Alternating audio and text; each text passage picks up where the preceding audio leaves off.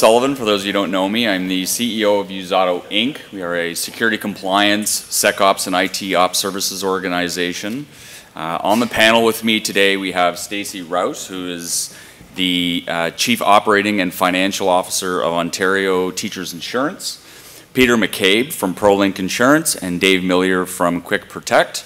We're going to discuss I'm sure, an interesting topic, one that impacts us all. And that's cybersecurity. This is a topic that certainly has impact on our enterprise value in many ways. The format of our discussion today is really going to be to take you through a real-life story, discuss some of your options and give you some ideas for mitigation, and then discuss how this impacts insurance and what's changing in the insurance industries today. And it's pretty profound, and it's going to keep going in this direction. So with that said, we'll get started with Stacey, and we'll kick it off with her story. Great.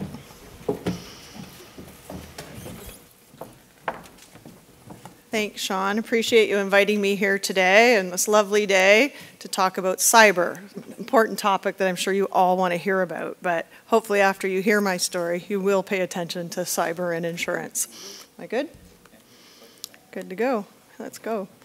Okay, so I'm from Ontario Teachers Insurance Plan, and Ontario Teachers Insurance Plan is not Ontario Teachers Pension Plan, which we are often confused. Pension, billions of dollars invested around the world.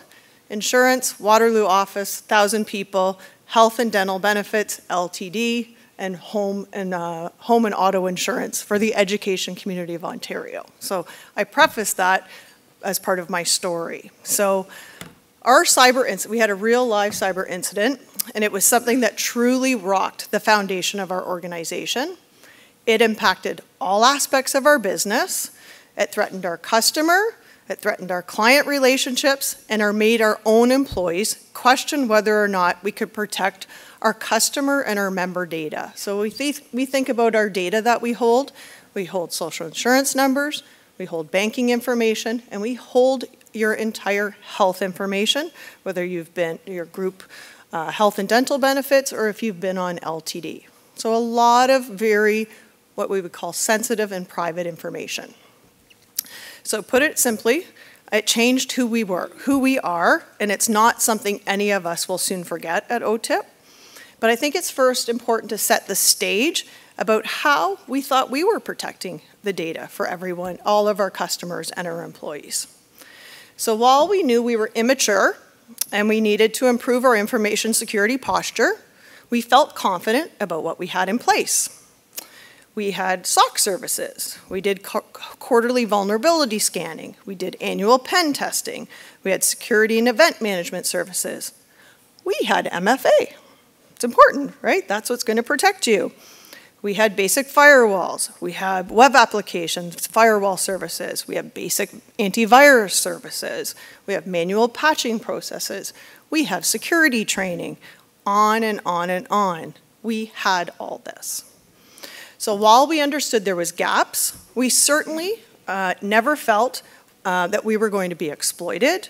We were a medium-sized, not-for-profit Ontario Teachers Insurance Plan. We're not on the radar of anyone. But when I think back to the terms how much investments we had made in people and budget at that time, I was not concerned. We had just hired a director of security. Like I said, we had all these things in this IT spend in place. But when it came to thinking about new projects, so every year we have an annual budget process, people put up their hand, I want this project, that project. IT puts up their hand, I want more money for security. We did not listen to them.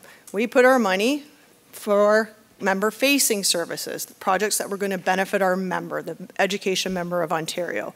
We didn't care about the 2003 servers. 2003 servers, over 20 years old, we were running systems on. Systems that work, yes, they had Band-Aids, but we were running many 2003 servers still. So that was at the back of the list for budgets on an annual basis. Of course, hindsight's 20/20, and while we knew we weren't perfect, We made the mistake of thinking we were good enough to avoid any serious consequences from a cyber attack. How we couldn't have been more wrong. So, the day we were attacked. I'm going to take you back to November 2021. So this is during the pandemic. Everyone was working at home at the time. Thank goodness the day we were attacked was a Thursday night going into a Friday morning. My morning started just like any other. I got up, I made my coffee, got dressed for the gym, checked my phone. My phone's ringing, 5:30 a.m. What's going on? Call from my senior VP of IT. Stacy, the team's been up all night looking at suspicious activity across our network. We tried to contain it, and I made the decision to take the network down. My head's going, network down? How are my customers going to call us? How are we going to do service today? We have no telephone system. My brain just went on hyper question. The only thing that came out of my mouth was, have we been attacked? And the answer back was yes. That one word would dominate our organization for days and hours and months to come, and still today. So following that phone call, I called a business exec, the one that's responsible for our insurance, and I said, Chris, he was at the gym. I had to wait half an hour to talk to him. I said, Chris, you need to call our cyber insurance. We believe we're under threat from a threat actor, and we need to put them on alert. It's important that you call your insurance company because there's things you can and cannot do. There's people you can and cannot talk to.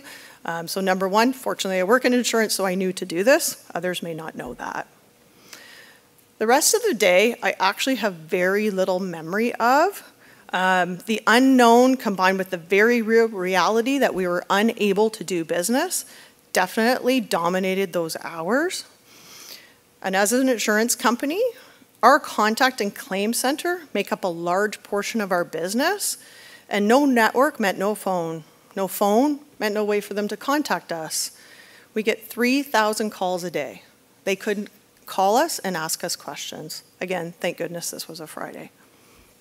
So obviously business continuity kicked in, communication protocol kicked in, but there was no way to clearly communicate other than on the web with our customer. And as the day went on, and I walked through the IT department late at night, everyone head down at their desks, no laughing anymore, there's no laughing going on, that it hit me just how much trouble we were in. Probably wasn't supposed to flip that yet. Nope, we're good. So the next 30 days following that cyber attack were a very steep learning curve. I have language that I didn't know. I thought insurance was a hard language to learn.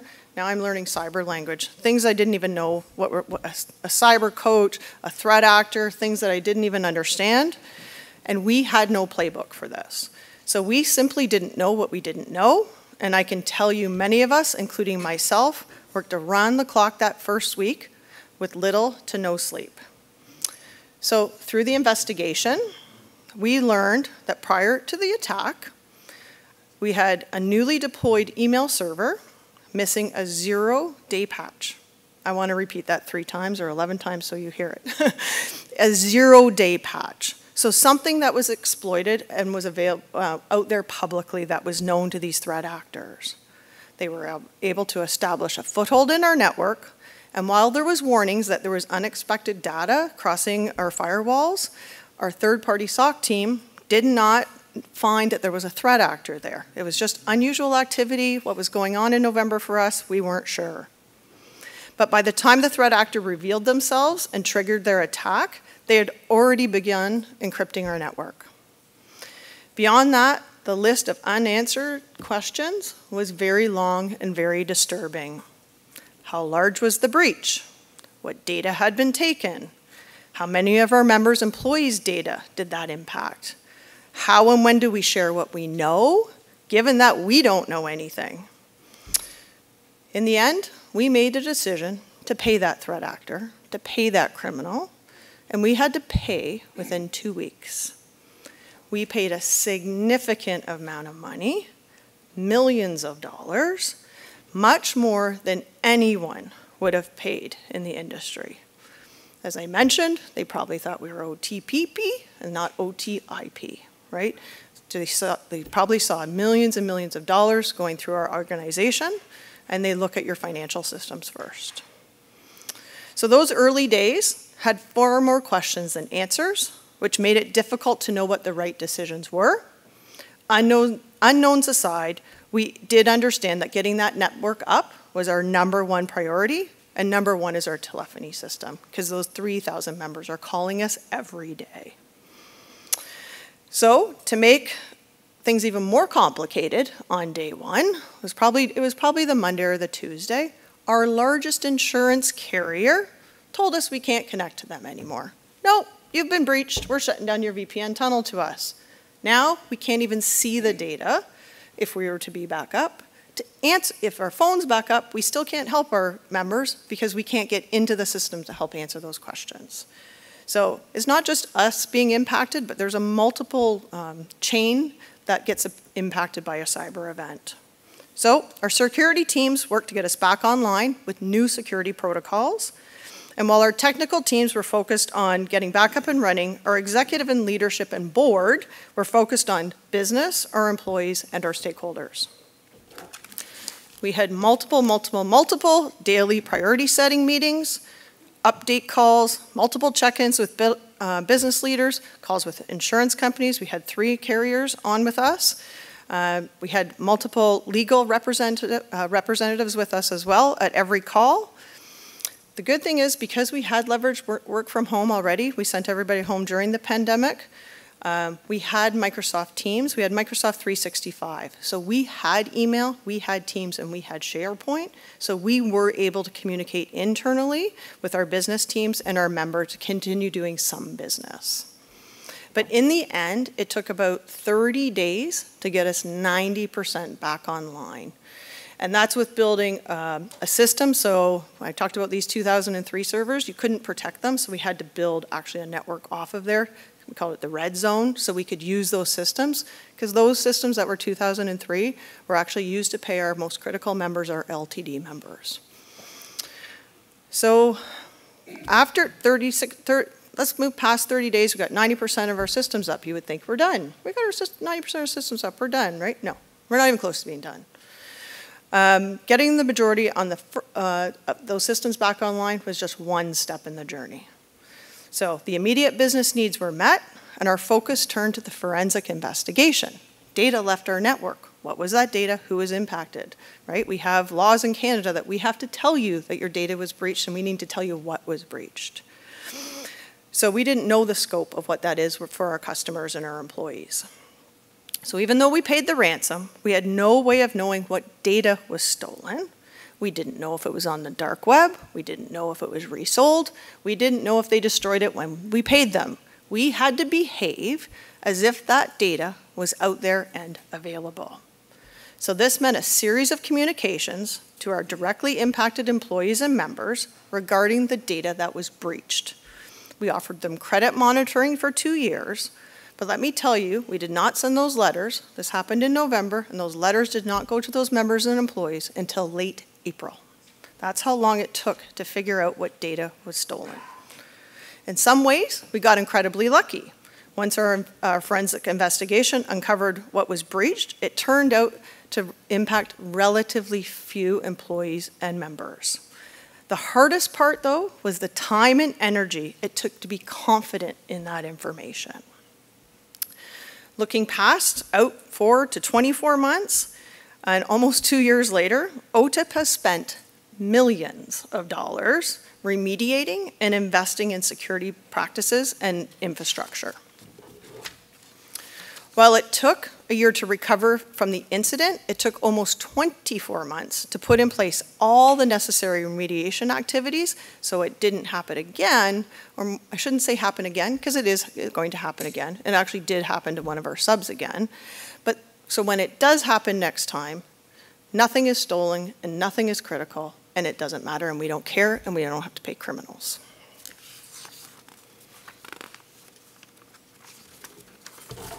So what was most important to us, though, was how to protect our brand.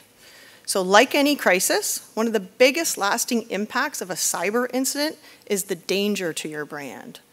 There were a few things we did well to ensure that OTIP survived the attack, both from a business perspective, but also ensuring we maintained our employee and member support. We asked for help. So the first thing we did was we stuck up our hand and said, we don't know what's happening. We need expert advice. We sought legal experts. We sought security experts. We had a cyber coach, legal experts, cybersecurity experts. We would not have made it through this incident unscathed without the unwavering support of these experts. While it was new and scary for us, it was business as usual for them. I can't even begin to express the comfort in knowing that you're not alone in this situation. The other thing we did on that night, I said I walked through at midnight through that IT department and said, holy, what's going on? Is I immediately called an expert crisis communication company. I had recently done my director's course, so I knew I knew a name and a number to call. And we worked with that agency hand in hand with our own internal comms team to ensure we had the best advice and recommendations for our board and our executives on when and what to communicate. We also reached out to industry peers who had been through cyber incidents, and when you call people, they tell you, oh, we've been through that. Oh, yes, and so we got some lessons learned through that as well. So equally as important as was building a culture. So stepping back from the external comms, stepping back from the cyber incident and protecting our brand, that's external. What was important was internal. I made it clear our focus was on moving forward and not looking backward. While we needed to know what went wrong to ensure we were fortified about what we were doing going forward, there was no blame game. There was no repercussion. There was no finger pointing. This was about learning what went wrong, getting it fixed, and ensuring that it didn't happen again. So where we are today. So the cost of the incident wasn't just in the $1 million we paid to the threat actor, but it was the millions of dollars in the investment OTIP has made in the past 3 years. One of the most important changes is our change in mindset. Security is top of mind across the entire organization and with our board. It's not just 5 or 10 individuals in IT in the organization. We have a security-first mentality and it is our top priority. We've implemented tools, we continually attack ourselves, and we have new security incident response practices. So, if I could leave you with 3 things today, it would be protecting your organization against a cyber attack is an ongoing endeavor. It requires significant investment in technology, people, and processes.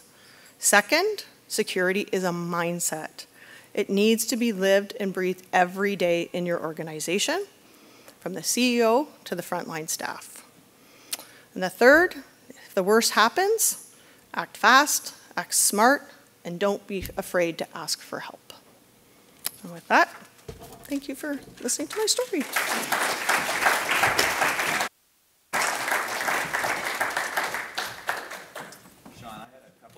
If I can, before you start into your question. Sure, go ahead.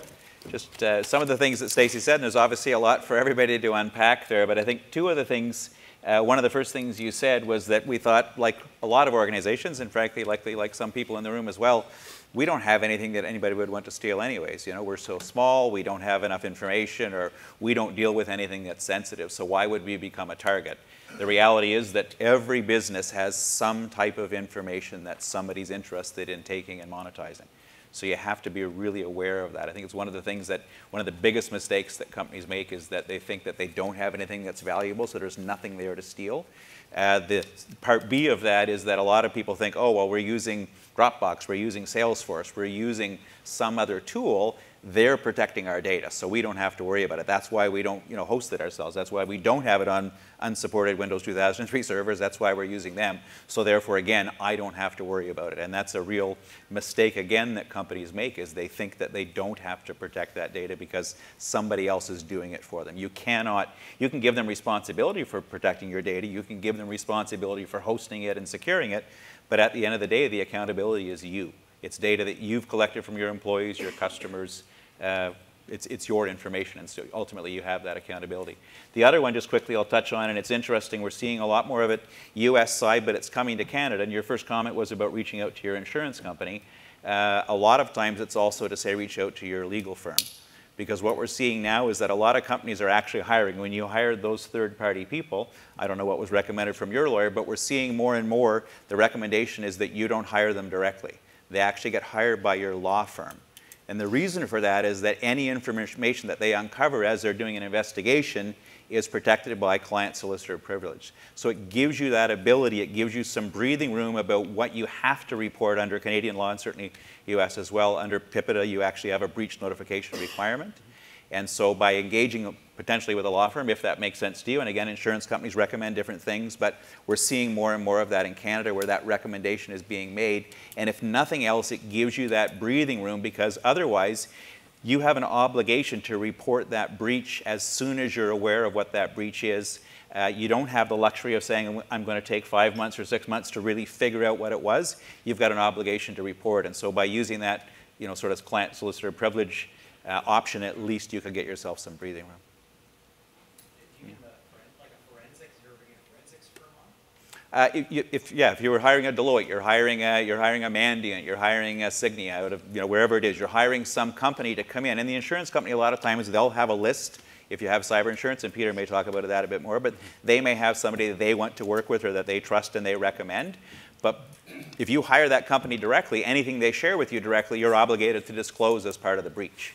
If, on the other hand, they're giving that information to your lawyer, and your lawyer in turn is sharing that information with you, it's actually protected under solicitor-client privilege. So it just, again, it's giving you some options. And it's interesting. We've seen it a lot in the US, and we are now seeing it more and more happening here in Canada. So I think that's a, thank you, Dave. I think those are some great points, and I think maybe I'd like to come back to those. Before we get too far down the path, I want to unpack a little further about what Stacey had to say, and there's some things that she said in there that may or not be resonating because you may not know. So a couple of things that I heard in her presentation, one of the ones that we see in our business quite often within our customer base is Windows 2003. And rather than saying Windows 2003, we'll just say unsupported technologies.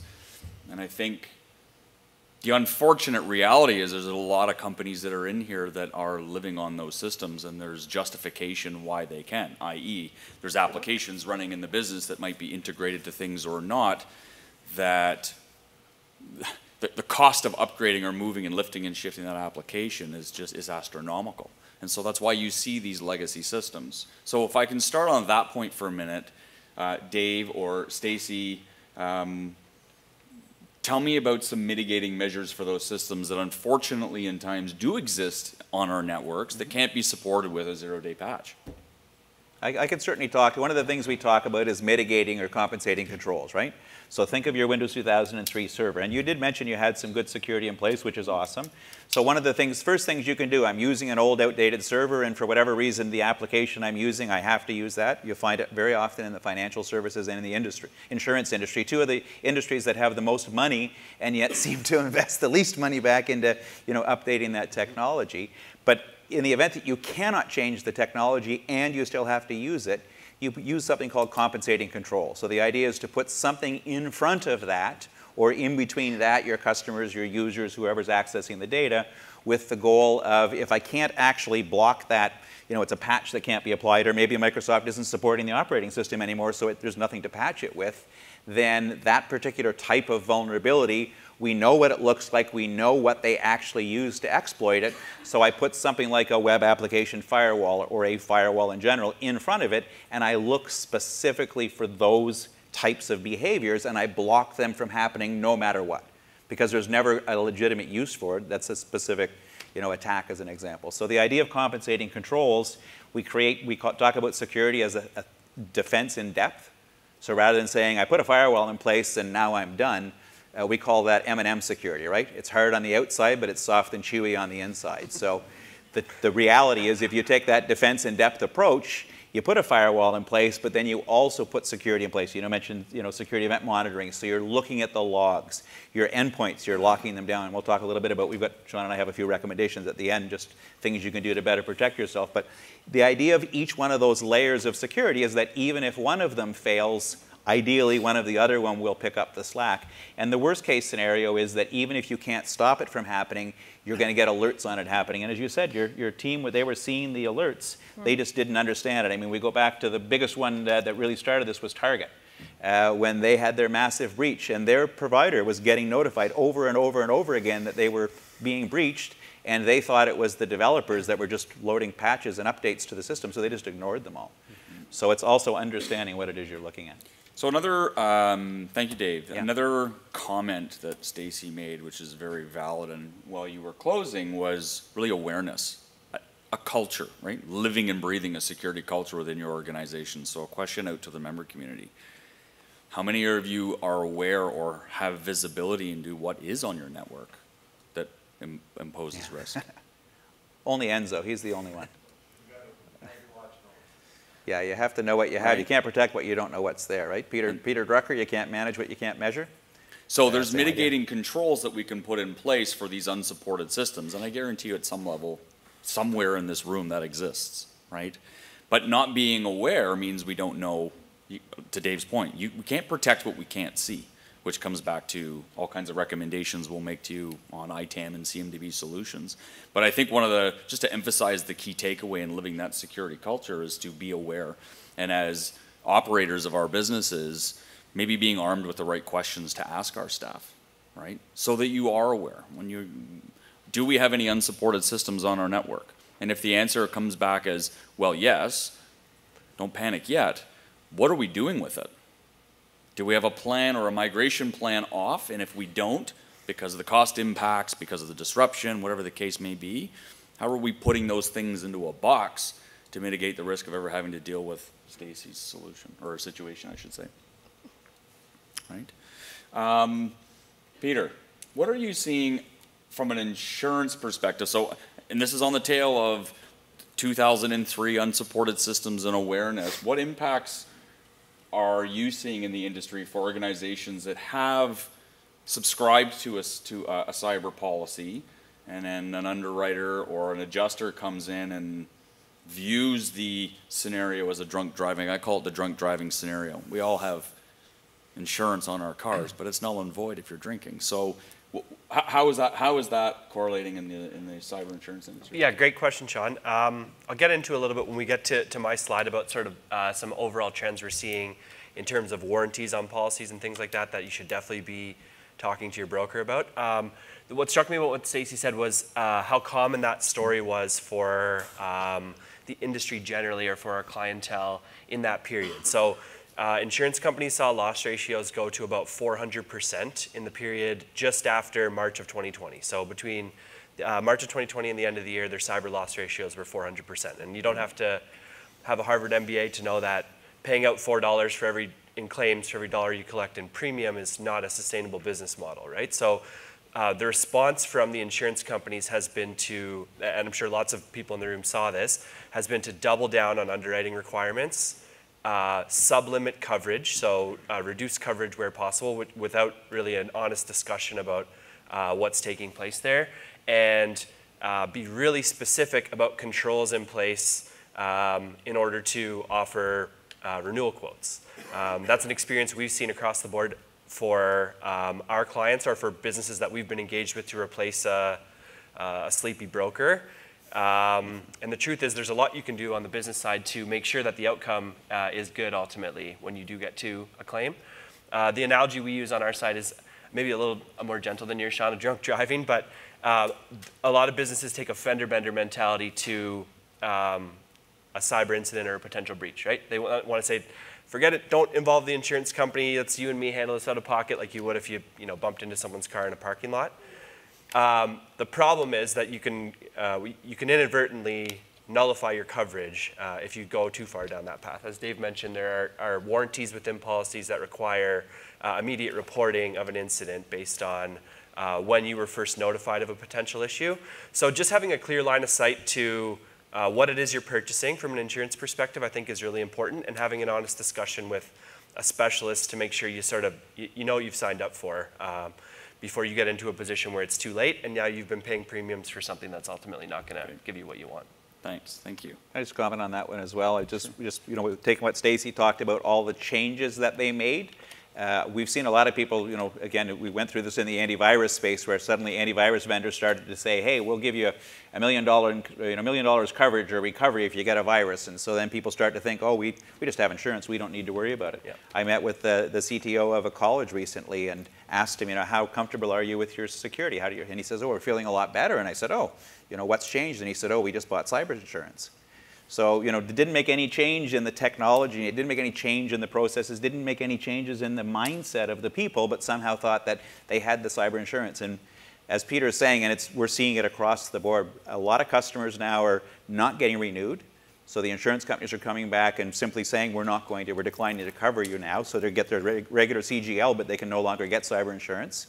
Or they're coming back and saying, you need to be doing these things. And they're actually providing prescriptive things of what they're expecting the companies to do in order to qualify. So that's beforehand, rather than saying, let's just sell you a policy and then we'll basically screw you afterwards. We don't have to cover you if you have a problem because you weren't doing these things. So from a good point, the industry itself, the insurance industry, is actually taking an active role. And as you say, it's certainly because of massive losses over a number of years to say, we can't sustain this. The only way we're going to fix this is if we make companies start to do these things. And we're seeing a lot of that. Yeah. I want to come back to awareness, culture, changing the mindsets. Stacey, can you give us can you elaborate a little more on some of the pitfalls and the wins, or what processes did you guys go through as an organization to really shift that focus right from the frontline worker all the way up through the executive chain? What steps did you take to build that? Sure. So I think a few things. So I think number one, we never shied away from telling our employees or our customers what was going on. We were very transparent. Even though we didn't know what we didn't know, we told them we don't know what we don't know. And transparency, it's authentic communication. Doesn't mean it's transparent communication. So we're authentic, but we don't tell you everything. To your point, we had our lawyer every step along the way because it was privileged and confidential, whatever expert we had. So you did go that route? We did, we did. And Mandiant was there as well. I heard you mention Mandiant. Mm-hmm. So coming out of the event, I think what we did is we focused on phishing attacks. So phishing attacks are like number one in cyber, and they can be costly or not costly, but they can do great damage to your organization. So we put in phishing attacks. We do it all the time. And instead of penalizing our employees that may hit those phishing attacks, we actually reward them if you win. So throughout the year, if you get 0 hits, you always hit your phishing button, you didn't actually open your email, you get a prize. So we do certain things to promote it. Exactly, gamification. We do send you to training if you fail more than 3 times. But again, we try and use the positive culture versus the negative culture. We do tabletop exercises for our entire executive team. There's campaigns, so you have Privacy Month, you have Fraud Month, so it's always in our employees' faces, knowing that the executive and your leadership team take this very seriously, and we want you to take it very seriously. Have you guys explored, or has anybody in the room explored weaving these sorts of things into employment contracts?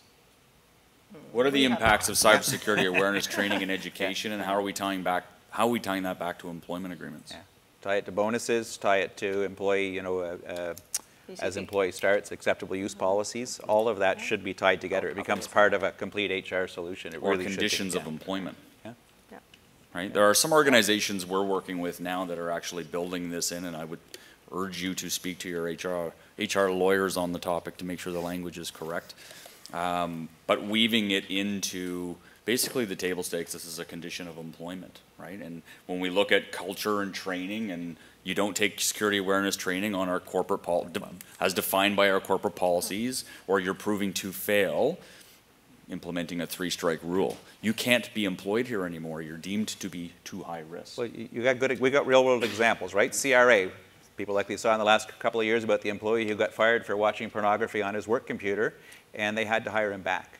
And they had to hire him back because they hadn't actually told him anywhere in his acceptable use or in his terms of employment that it wasn't appropriate to watch pornography at work. So, I mean, I had no idea until I read that article myself. But but nonetheless, that goes back to that, sort of making it virtuous, make it a virtuous life cycle. How many people here, it'd be interesting to know, how many people here are actually doing some type of employee awareness training, where you're actually training your employees about cybersecurity?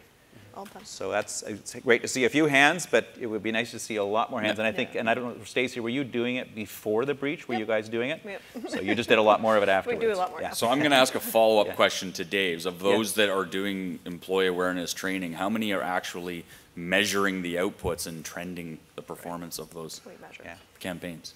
Yeah, so that's again We measure. One. Yeah. Two. Stacey's doing it. Three. Stacey's doing it. And I'm doing it.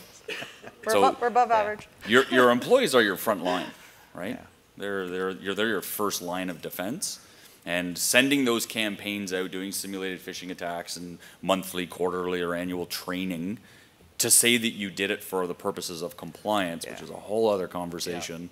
I'll argue just don't do it. Don't waste your time. If you're not analyzing the data like you are in marketing, your marketing campaigns and your ability to scale in marketing is only as good.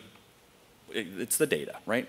Cybersecurity and awareness training is the same. You have to be analyzing that data, and gamification is one way to get people to participate. Condition of employment and contacting your HR law firms and incorporating that into your employment agreement is another. I can add a point on that too, Sean. So as it presently stands, you'd see in your renewal application for your cyber coverage, do you perform employee training, yes or no? Our expectation from our side is that we anticipate insurance companies are going to start putting a lot more rigor around that, so maybe a business opportunity for people in the room. But the expectation is that firms are going to have to move to a more formally sort of modulated delivery of training, as opposed to just being able to say, yep, we do it. Sean gets up in front of the team once a week and says, don't click on links in emails or whatever. And then we say, like you said, with compliance, we check the box and we move on, right? So our expectation is there's going to be, obviously you should want to do that anyways on your own, but there's going to be a push from the insurance side as well coming soon. And there's different types of training as well, right? So you train the regular employees. I mean, one of the areas that I see the biggest failures at my customers, believe it or not, is at the executive level. And that's where we actually have the biggest potential for exposure. And I constantly see executives clicking on the links. I constantly see executives going and giving their credentials away, which it just baffles my mind in some ways. I'm like, well, you're the CFO of the company. Like, you thought somehow there was a new employee benefit program that you weren't aware of and you were going to miss out on your bonus? So that's literally one recently we had within the last couple of weeks where an executive went and clicked on the link and put their credentials in. So, the training at that level, and what happens, unfortunately, it's the same thing we've seen for years in security, where we apply security across the company. Oh, but that doesn't apply to the VPs. They're too busy, or the C-level guys, they're too busy, or the CEO, oh no, they don't have to have that. Or MFA, which you mentioned, and I'm certainly one of my big recommendations. How many executives, and you may not know, but a lot of companies, the executives do not have MFA enabled.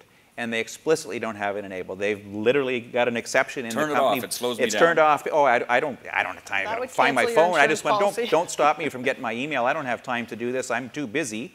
And meanwhile, they become literally the most important company becomes the weakest link in the company.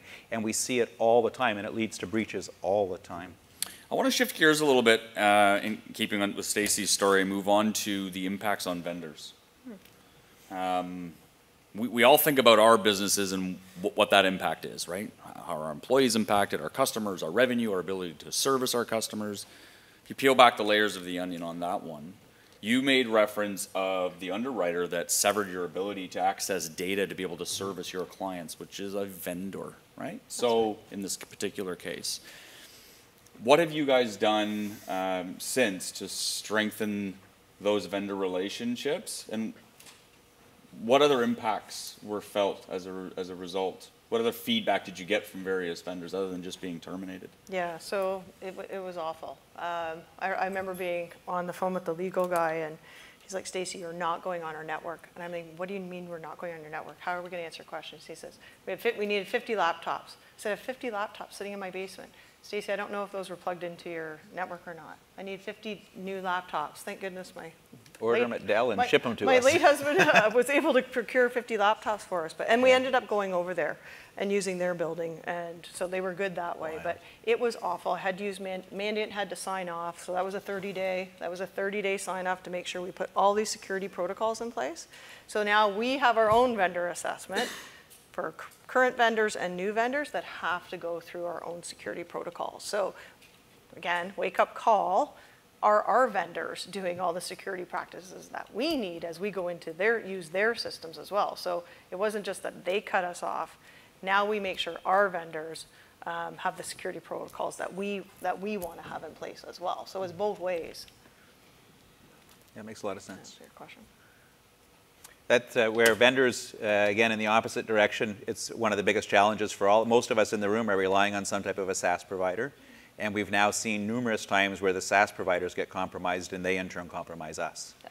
So that's back to your, it's not just about what you're doing to protect yourself to make sure the vendor can do business with you, but what are you doing when you sign up a new vendor to make sure that what they're doing isn't going to compromise your environment? Because again, we see many times where the vendor is actually the weak link in the chain and they're not doing anywhere near what they're supposed to be doing to protect you, or they don't really care about protecting you and they're not even thinking about that. So. How many in the room have a policy or a program that assesses the organizations you do business with, assesses their ability to secure your relationship? You have a vendor management policy, technology process. And how long has that been implemented? So we've been doing BPRAs, or business partner risk assessments, probably for 6 years. Nice. Pretty thorough. And our clients, which are mostly insurance companies, because we collect medical data for insurers, definitely put us through the ringer pretty significantly.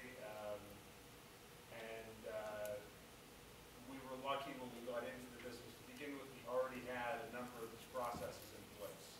So things were really secure. We were training our people really well. We were doing simulated phishing attacks is the example you use. But really, the vendor management piece has become, and I've seen this in assessments that we go through, the vendor management piece for us has become more and more important as cyber attacks have proliferated. So we're seeing, as unfortunate stories like yours, terrible, as these are happening more and more, we feel like there's even more pressure on us to be more vigilant with our vendors down the road. And I think we do a pretty good job of it. Definitely not perfect. I don't think. Nothing is. We strive for perfect, but I think it's striving for it continuously. Yeah, continuous. Yeah. And I think we update our BPRA, I want to say, definitely wouldn't be every year, but I'd say every 18 to 24 months it gets updated with some new questions and some new elements. Nice. And the truth is that we've had a bunch of vendors over the past 3 years that we've had to... That's where I was going to go next, is how has that really impacted your vendor pool? It's probably shrunk it or forced you to go into another direction. Right? Changes your cost structure likely, because if you're going to those vendors that are certified to support you, then they're going to come at a premium. Way more expensive. Right? So think about that and the impact of your bottom line and what types of technologies you leverage to build your organizations. It's actually forced us to do a lot of things and build a lot of sort of tangential products that I just would have preferred to find a third party to do it for me. It's forced us to almost build some of it on our own. Right. Because we couldn't find a vendor out there that was able to do it at the level that we needed it done, or those that could just simply didn't pass the DPRA. Yeah, right. Thank You you. see the targets, a lot of the third-party providers are actually getting targeted a lot more. We're seeing a lot more in the service provider space, and it's because they have collections of dozens or hundreds or thousands of customers. And so rather than me going and reaching each one of those one at a time, if I can just get one analyst who's not as, paying attention at one company, and I can get access to his system, through him I can get access to, again, tens, hundreds. And we've seen very successful breaches. Kaseya was one of the biggest ones, $72 million ransom. Which they paid and then they got back, which was a different story. But about 1,500 clients got compromised as a result of that one breach. And so that's why they ended up paying $72 million, because so many companies were impacted. So it wasn't just Kaseya that was impacted, it was all their clients.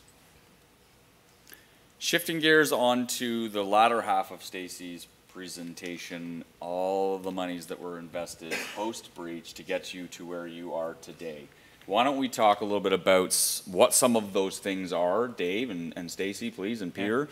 And if we start from the table stakes, knowing that boiling an ocean isn't effective, can we maybe map out a journey for people that think they know what they have and maybe are going to go back and revisit that to ensure that they've identified those gaps? Where would we start, and what does that look like over what period of time?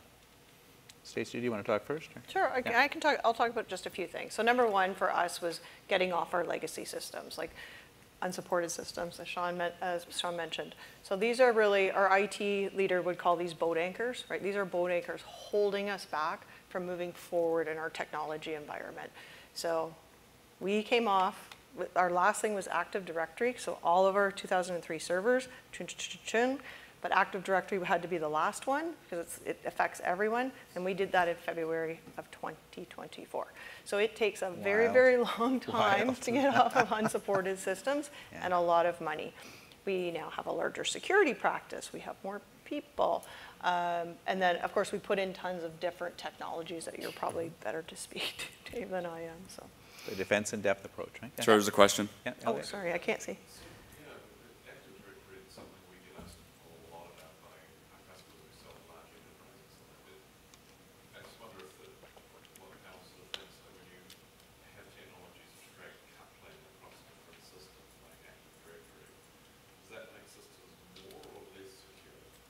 A great question, and I would say yes and yes.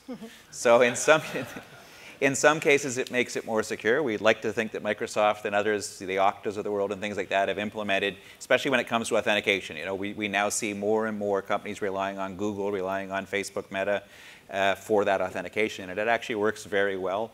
We're seeing a lot more of the push towards leveraging that because it means that the users don't have to keep remembering different passwords. It also means that you can leverage tokens. But it also means that me as a red or a black hat hacker, if I can get access to a system, I can potentially steal a session token where you've already authenticated using that, and then I can use that to get access to the system myself. So there's this trade-off with that. So when you put in these additional systems, as a good example, Entra ID, which used to be, Azure Active Directory, things like that, you can limit where you allow those authentication requests to come from, or you can limit where those links can come from. So it's not just saying I'm going to go with partner X, or I'm going to join my technology with, the customer's authentication system.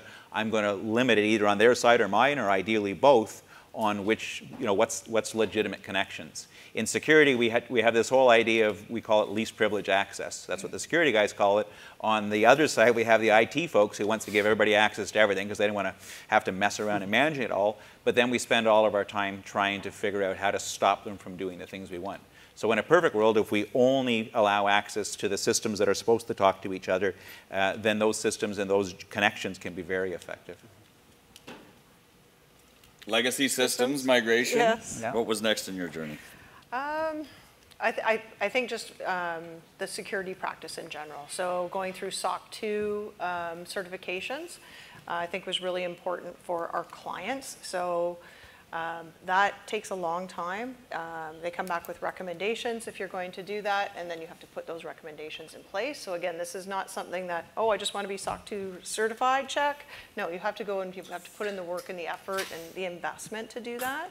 That was really important to us. We were on the journey before November 2021, but like I said, there's only so many dollars to go around, and you have to pick those priorities. We thought we were okay, but then it forced us to be okay. We're doing SOC 2 for privacy as well now, as the next step in the journey. I think the playbook, I'm going to go back to having a playbook, having a set of protocols of knowing what to do. So this is less about security, but if you have a playbook about what happens during a cyber incident, you know what to do, I think that's also was critical. So having tabletop exercises, running through a scenario of what to do, I think was critical as well. We've spent a lot of time in education. Yeah, so we would call that in our industry the incident response plan plus tabletop exercise. How many of you have a cyber incident response plan that's tested like you would disaster recovery in IT? Yeah, not many. Not enough of you. 3 people. It makes a huge difference, right? Because then you know what to do and you know that you're prepared for it. So the idea of a playbook really is valuable. And so it doesn't have to be a big, long, extensive Bible. But if you have an idea, if it's this type of an incident or a laptop breach or a ransomware, whatever it is, if you have some type of a playbook that you can follow, everybody knows what they're supposed to be doing. And then the tabletop exercises, you do that ideally annually or more often. And especially at the executive level, because again, they're the ones that don't read them normally, and they know they have it, and it sits in a binder on somebody's shelf somewhere and never gets looked at. It just allows it to reinforce, and then it also allows you to tune it. We have something we use all the time, and Sean, I think we're still using it as well, the cybersecurity life cycle. So the idea of planning, and then implementing it, and then managing it, and then most importantly, validating it. And that's that idea of, okay, we bought this tool to do something, or we said we needed this, we bought this tool, we put it in place, somebody's taking care of it, but is it actually doing what we bought it to do? Is it still delivering the services? We have drift in technology all the time. You guys live it. A lot of you do anyway, so there's constant drift. And so with cybersecurity and privacy, it's the exact same thing. We need to be looking to say, hey, we bought that firewall to do this. Are the rules still right? Or did somebody put a rule in one weekend to do some testing and forget to take it back out, which we see all the time. So it's constantly following that life cycle to make sure that you're validating. So there's an awful lot to unpack. It's a big discussion. I think what we would like to give to you guys are really 5 of these takeaways, and there's probably a dozen more, but lots more, or hundreds more. But 5 of them that you should be taking out of this session and contemplating. Dave, do you want to run through it? I think the first one, it's one of the most, it's a basic thing, and it literally, it's $20, it's $30 a year. It's a negligible cost. How many people here use a password manager, or more importantly, give their employees password manager? So it's great to see a lot of you that are using. I mean, long passwords certainly make things more difficult. They're not the end all to be all, but they certainly do make things more difficult. And RoboForm and 1Pass, I don't know about LastPass, so I won't use it, but 1Password, those ones actually have a built-in one-time password manager inside them as well, so you can actually use them for the next item, which is multi-factor authentication. So that password manager is huge in that it allows users, because what we see, and we've seen it as long as I've been doing cybersecurity, is people are lazy. So, we used to joke about the, what's the yellow, the sticky note, thank you, stuck to the monitor, with the password on it, right? Everybody sharing the same passwords. So people write them down because they can't remember them, and they also tend to reuse passwords over and over. That's why sites like Have I Been Pwned, they're not just used by the good guys, they're still used by the bad guys, because even though people hear about these breaches and know about them, they still keep using the same password over and over, or they find out that their password's been used and they might change it at that location, or that Yahoo had a breach or Bell had a breach, whatever. They might change it there, but they don't bother in going and changing it at all the other locations where they used it. So that password reuse is huge. So Password Manager makes a massive difference. Multi-factor authentication, Stacey, you mentioned that. Did you guys have it in place before at the time when it happened? Yep, Yeah. So 16. We weren't 16 characters. We're 16 characters now. I think we were 10. We're 16 characters every day. It's huge. No, it makes a huge difference. And again, the people that push back the most, unfortunately, are typically executives. Oh my God, this is such a pain in the ass. I have to type this. Back to the password manager, you can actually use password managers that it's built into, so it makes it easier for them to be able to use that MFA. But it's one of those things that you start to enable it, and right now a lot of people, everybody in the room likely is using either Microsoft 365 or Google Workspaces. That's pretty much 1 and 2 when it comes to email. So pretty much everybody's using it. They both have wonderful MFA capabilities built into them. The biggest mistake we see with Office, especially or Microsoft 365, is when you enable MFA, when you turn it on, it just says enabled. So people who turn it on, think it's enabled, and then they go about their business. The reality is that there's another step that you have to take, and maybe I didn't write it here, but takeaway for you to look into is you actually have to change it to enforced if you want to make sure that everybody's using it. And I can tell you from personal experience, I've come into numerous breaches where companies have had a security issue, and they say, well, we had MFA enabled. You had it enabled, but because it wasn't enforced, not everybody in the company was actually using MFA, nor was every account requiring it. So big thing to check inside Microsoft 365 is that it's enforced. It's a huge one. We've talked a lot about employee education and awareness, and it's something I can't emphasize enough. Whether you do it with, you have somebody like Sean or myself, somebody come and actually talk to people, whether you have somebody internally do it, you do lunch and learns. The LMS, that idea of a learning management system, and as Peter said, we're seeing more and more insurance companies are demanding it.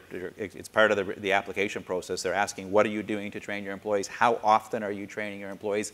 And then are you testing your employees after you train them? So the idea of doing that training and then tying it back into some type of a phishing campaign makes a huge difference, because then you're reinforcing what they're learning, and you're also picking up on the people who, it's easy to click a button and have a video run in the background while you do something else, and so you're not really absorbing that training at all. My idea of defense in depth, or the comment about defense in depth, that's where it comes down to locking down your machines, locking down your servers. Again, another area I think it's a big mistake a lot of companies make is that they put antivirus, or hopefully now more like endpoint detection and response, the EDR type solutions, on all their users' machines, but they're still not putting it on their servers. And the logic there, it's the same logic we've heard for 20 years. Oh, it's slow with antivirus. It slows the server down. We can't put that on there. It's going to make everything run too slow. Well, guess what? All the machines are protected, but the actual most important place, a lot of times, which is where the data is sitting, isn't protected.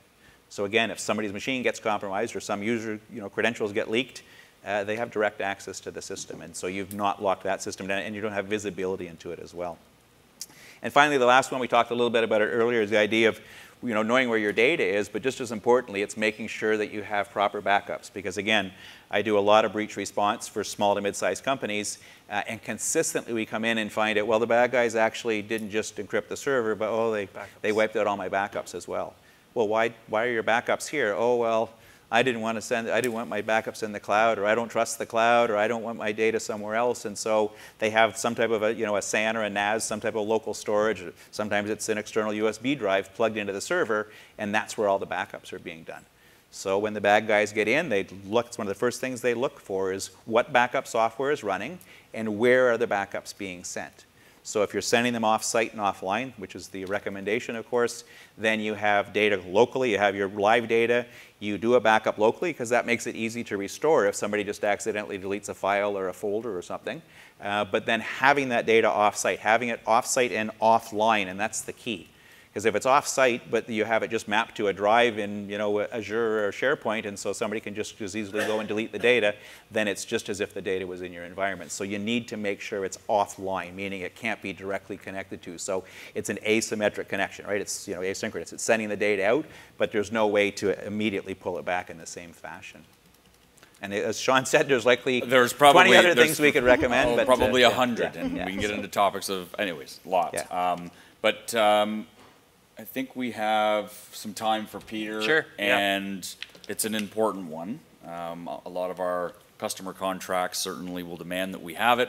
Clearly, as owners of businesses, we want to have it to protect our investments. Let's learn a little bit more about what's happening in the industry. So I'll keep this very high level. Welcome to discussion more in depth with anyone who would like it later on. But essentially, your cyber coverage is divided into two key components: first-party coverage and third-party coverage. First-party coverage is the costs incurred by the business to repair, to get back up to speed after a breach, to handle the day-to-day expenses incurred. This category has been heavily neglected, I would say, by technology companies over the last a little while. Some of that was market-driven. The coverage wasn't available, or the insurance companies didn't want to offer it. So really pay attention to the difference between your first-party limits and your third-party limits. Third-party is a little bit more intuitive, right? It's the coverage for liability or lawsuits from the outside, from a customer or a vendor perhaps, who says that based on your negligence, the compromisation of your network, they've suffered some financial loss or harm. That's where usually you're seeing in your third-party contractual requirements the ask for $5 million in cyber, $10 million in some cases if you're working in the health tech space, let's say. Really focus, go back after this and look at your policy to check what's in there from a first-party perspective. For most technology companies, you'll see it's heavily sub-limited. So it'll be the amount of coverage available may be, in some cases, if you're unlucky, maybe 100 grand, 250,000, which, as Stacey would mention, doesn't get you, probably past the 30-day mark in most cases for a breach now. The good news is, as insurance companies believe they're getting better at underwriting risk, We'll see. We know that things are evolving. They used to sort of have a yellow light approach. We'll take everyone and then we'll sort it out based as the claims come in. It's very much a red light or green light situation now. If you meet the insurability requirements to get a policy, you're entitled to, likely if you ask for it, more coverage if you need it. So take a look at your first party limits, bump those up where possible. In most cases, the cost shouldn't be too different than what you're paying now, and it's going to provide you with a real significant fund to fund the loss. That's where we sort of, we want to reframe that as almost an investment in your tech suite. So if you're willing to spend a lot of money on cyber training, IT security, all that kind of stuff, think of the amount of dollars you allocate to the first party coverage, which is going to pay the breach coverage counsel, as we mentioned, the forensics firm, the notification costs, all that kind of stuff. Think of that as part of the same investment and really look at potentially bumping those limits up. In terms of a claim denial, Sean, you wanted me to focus on this. This is everyone's biggest fear, right? You've paid the premiums for all these years and the rubber hits the road. It's time for something bad has happened. You've had your worst day and the insurance company no-shows on you, or they find a way to sort of wriggle off the hook. Here's what I would say. For the most part, because we're seeing them a lot, from a first-party perspective, the insurance companies are being relatively supportive, I would say. We're not seeing a ton of claims denials, at least with our customers. I'm confident in my team's ability to appropriately underwrite risk and submit business that we know we're not going to give the insurance company an opportunity to do that. But here's what you've got to do. In terms of your own relationship with your existing program, you've got to be transparent during the application process. So material changing conditions or failure to disclose certain operations of the business is going to get you denied every time. So if you are only putting down half of the work you're doing on your application form, whether that's from a revenue reporting perspective or whether that's in terms of the operations you're offering, that's an easy way for insurance companies to deny. Say, look, this isn't the business that we signed up to protect. It's materially different. So watch out for that. Cyber policies are also very layered. So what you're going to want to watch out for, again, is warranties within the policies. In terms of first-party coverage for things like funds transfer fraud, this is a really good one to look for. If you haven't looked through your policy, and I didn't help you set it up, cheap plug there, there likely is a warranty in there for a callback provision, which means that for any funds transferred over a certain size, if you don't have someone on the team who's actually picking up the phone to call the recipient on the other side and there ends up being a transfer issue, the insurance company's walking away from it. They're not going to do that. You could get that warranty removed very easily. You just have to ask for it. So that's sort of another one. There's a million examples like that, but that's one that sort of comes to mind. Don't take a fender bender mentality to breaches. I mentioned this earlier, but you have a duty within the policy to disclose that there's been a breach as soon as you are reasonably aware that it's taken place, right? Anytime, the Privacy Commissioner's test is a real risk of significant harm to a third party, right?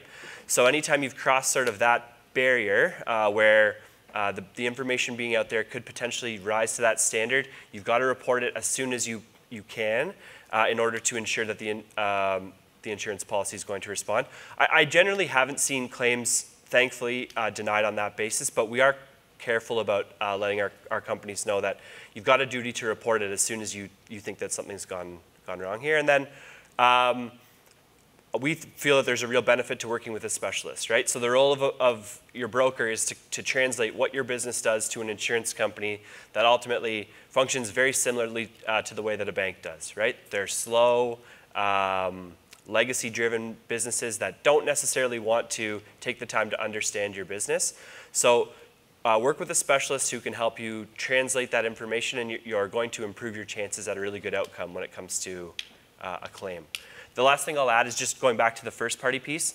I would say that 95% of the claims that we're seeing are first-party driven in nature, as in they don't usually rise to the level of a lawsuit, of a third party coming in and suing you, saying you failed to protect my data, or like Life Labs is the big one. That will be probably a good example of a third-party suit, but I got my $7.38. Right. Did anybody else get theirs? For the most part, class actions are not being formed against small and medium-sized businesses in order to make up that third-party liability risk.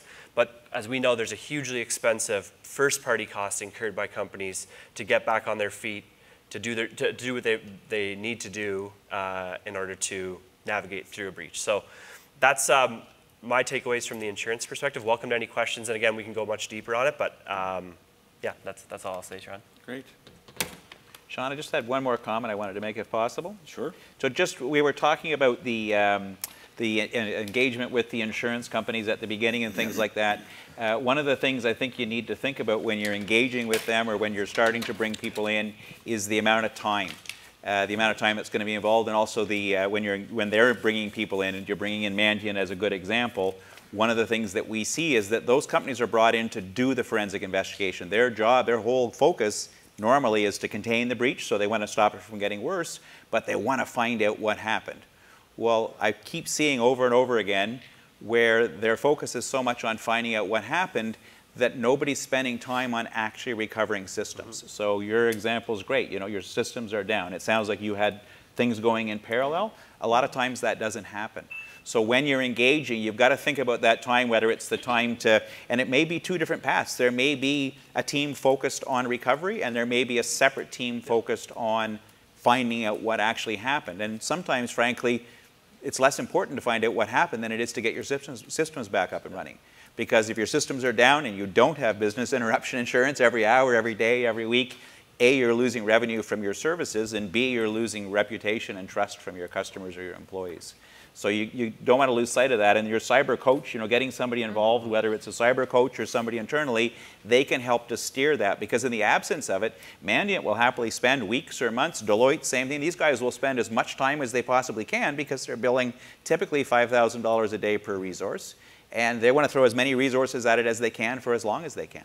And they know the insurance company is going to happily pay for it. Right. Maybe not happily, but pay for it. So it's a good point, Dave. And that goes back to what I was saying about first party. There are panel arrangements like group negotiated contracts with all those service providers from the insurance company's perspective. They get slightly better rates than you do walking off the street. So your principal point of contact, again, should be to report through to the insurance company, who will appoint a breach coach immediately that can navigate all those vendor relationships with you. Yeah. You don't want the added stress of having to negotiate day rates with cybersecurity providers, basically, right after something has taken place. Yeah, for sure. As I said, I've been brought in where companies, it's a week later and literally nothing's been done. They've been told don't shut the machines off, because if you shut the machines off, we'll lose access to the in-memory system on the machine and we want to be able to investigate. Well, they've got a business to run, and so that's where there's sometimes a disconnect between the response and the recovery. Great. Thank you. Questions? Yeah. First question was just on the payout. It was very interesting for Stacy. What was the dynamic between the amount you were going to pay, the insurance company being involved, I'm guessing in those negotiations as well somehow? Like, how did that play out? Yeah, so we had to make the decision if we were going to pay, because the insurance company, there was no way within that 10, 14 days we were going to know that our claim was being paid. So we went to the board, our board, saying we need to pay. We don't know if we're covered. We believe we were, but we had no way of knowing. They did not want to pay. It took forever to get the money out of them, forever. So we made the decision to pay. And you got the money from that plus your recovery efforts? Yeah, but they ended up paying, and our recovery, the first payer. So our business, the Mandiant coach, I don't even know. Our spreadsheet was this long of yes. people that we paid to bring our systems back up. So there was no net out-of-pocket cost to you at the end? We ended up spending $300,000. That's not bad. Not bad, not bad. But that's hard cost, though. We're in insurance, so our business is insurance, so we know how to fill out insurance applications and answer the question. I'm just saying, no, it's true. We had MFA, like that could have immediately, that would have been a denial of our claim. So when you talk about executives turning it off, we would never do that. But one person has that turned off, that claim's denied. Mm-hmm. So understanding your insurance policy is key. Yeah, I'd also add, that's a bit of a unique scenario, certainly with the payment of the ransom. The things have come a long way since then, mm-hmm. I would say, right? That was a crazy time in terms of volume. I quoted the claim statistic earlier. Don't make that decision unilaterally. Talk to your breach coach before you decide to make any personal transfer of money to someone who's demanding it from a ransom perspective, because that also is a little bit of a hornet's nest when it comes to repayment. You want to make sure that everyone is aligned on that decision before Yes. you go. And it's double ransom now, right? Sorry, go ahead. Yeah, I was just going to say, everyone was aligned. Yeah. Our insurance company cannot tell you to pay or not pay. They will not tell you to pay or not pay. That's your business decision. You have another question? Yeah, so this isn't so much a question, but I'm with T-Bank, and so we see a lot of fraud that usually has a cyber component to it, so I just wanted to share a few examples. So one of the most common ones that we see is like fake vendor information being sent to update bank account information. So that could be either they've hacked an email or they're spoofing an email, and it will be on letterhead, it'll have the CEO's signature. Brand new. So best practice there is anytime you get a vendor asking you to update bank information, get on the phone, ideally with a number that you know is legit, and call them to verify. We will usually ask you like how you verify this change, but it doesn't always get caught. And one other example I wanted perhaps to like tell you how sophisticated fraudsters are getting. This just happened a couple weeks ago. A technology company, had raised tens of millions of dollars, lots of money in the bank account. The CEO started getting phone calls every 30 seconds on his cell phone to the point where he had to turn it off. We then got a wire request for $11 million, and we could not get a hold of the CEO to verify. We then got a call from someone saying they were the CEO, and the voice sounded exactly like it. So they were using AI to spoof the voice. Luckily, our team noticed that the number didn't match what we had on file, and we were able to actually call his daughter, who then confirmed with her father that it was a fraud. So, Wow. Good story. Scary. so yeah, Good just story. be very, very diligent. Good story. And then lastly, just on like our credit side, like we do look at cyber insurance with your cyber protection and practices when we're lending to clients as well. Yeah, it's a big discussion, and not for this time, we're out of it, but it's a big discussion in mergers and acquisitions and financing of business. You know, it's the due diligence checklist, whether you're acquiring or seeking money too, is changing substantially. We have another question? I have to make this the last one. No problem. So Logix is an MSP and an internet service provider. We've seen something. So sometimes people say, why me? I'm nobody. I'm just I guarantee you a lot of hacking, and you can maybe collaborate. This is automated. Right. And they're just speculating. They're looking. They don't know what they're hacking into half the time, and then they're going to analyze it once they're in and decide if there's any value. We see hacking on the internet side just because we're monitoring our systems. It's sometimes 3-4 times a second that they're trying to guess passwords. On the MSP side, you were mentioning about vendors. We're almost at the point where, as an MSP, we have to tell our clients, you either need to invest in cybersecurity, or we may have to drop you as a client, because we don't know if you get hacked, whether you're going to turn around and blame us and sue us for it. So there's just something to think about. Because I find companies in Canada, I don't deal much with the U.S., but certainly in Canada, companies seem to be risk adverse. It's not going to happen to me, or that costs too much money. And see a little smile on your face. Well, it's often looked at, and this is another talk track maybe for another time, or we can take it offline, but it's spending money with the thought of no returns, right? And so what a good MSSP or a good consultant that's working with your company will help you do is find ways to monetize that. And in the SaaS industry, we'll call that SOC 2, Type 2, or ISO 27001. I think it's great marketing. Okay, it's supposed to be good for security. But you know you need SOC 2 Type 2 if you want to be a relevant player in the SaaS industry. So how do we take the investments that you guys are going to make in SOC 2 And it's not just writing policies and building procedures and implementing controls. It's all of the technologies, all of these things that we've discussed, and updating your systems and patch management and vulnerability management and the staffing costs. Do I outsource? Do I insource? Just to get the SOC 2. So you look at it, and it's a lot of money to spend. How do we step back from that and go, how do we drive this now out the front door? And if I had to spend $1 on SOC 2 Type 2, just as an example, how do I make 10 with it or more? And that really helps change this is too expensive. Well, I guess it depends on your perspective, and look at what investments you're making and how you're leveraging those investments to drive your organization forward, either out the door or optimized inside your own four walls. There was one more thing that's important, and that's SSID password or passphrase sharing. That happens a lot, and people don't realize that by doing that, you're letting guests into your corporate network, and then the computers or devices they have may not be protected. Yeah, for sure. Okay, I think we're out of time, but again, Thank you. we can pick this up over dinner or over a drink later on this afternoon. Thank you. Thanks, everyone. Thank you.